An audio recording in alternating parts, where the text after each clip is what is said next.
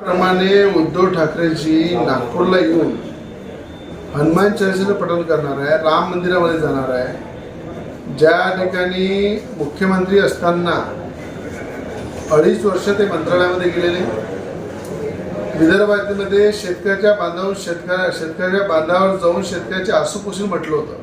शेतकऱ्याचा बांध वाहून गेला, शेती वाहून गेली, शेतकरी वाहून गेला, पण 2.5 वर्ष मुख्यमंत्र्यांचा विदर्भामध्ये प्रचार होता आणि त्या ठिकाणी हनुमान चालीसा वाचतो म्हणून या संकटातून बाहेर निघण्यासाठी आम्ही वारंवार त्यांना वेळ मागितली। मंत्रालयामध्ये गेलो, भेट झाली नाही, अनेकदा फोन लावले, वेळ झाली नाही। मग हे जे संकट आलं होतं कोरोनाच्या काळामध्ये, शेतकऱ्यावर आलं होतं, शेतमजुरावर आलं होतं, या संकटातून बाहेर निघताना जेव्हा हनुमान चालीसा वाचतो आम्ही म्हटलं, तेव्हा खासदार नवनीत राणा यांना जेलमध्ये टाकलं, मला जेलमध्ये टाकलं।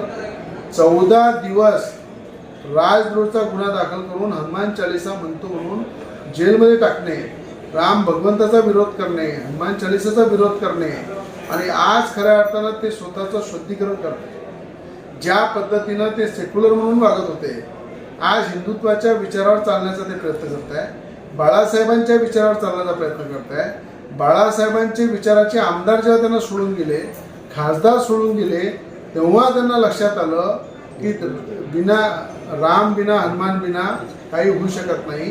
म्हणून आज त्यांना जे त्यांचं शुद्धीकरण होत आहे, शुद्धीकरण होण्याचा त्यांचा जो प्रयत्न चालू आहे, नागपूरला ते येत आहेत। त्यांना माझं आव्हान आहे की संघ कार्यालयामध्ये हिडावाळजींच्या मूर्तीजवळ जाऊन त्या ठिकाणी त्यांना नतमस्तक त्यांनी झालं पाहिजे, त्यांच्या पायाची धूळ मस्तकाला लावली पाहिजे, तर खऱ्या अर्थानं खरं शुद्धीकरण हे उद्धव ठाकरेंचं होईल।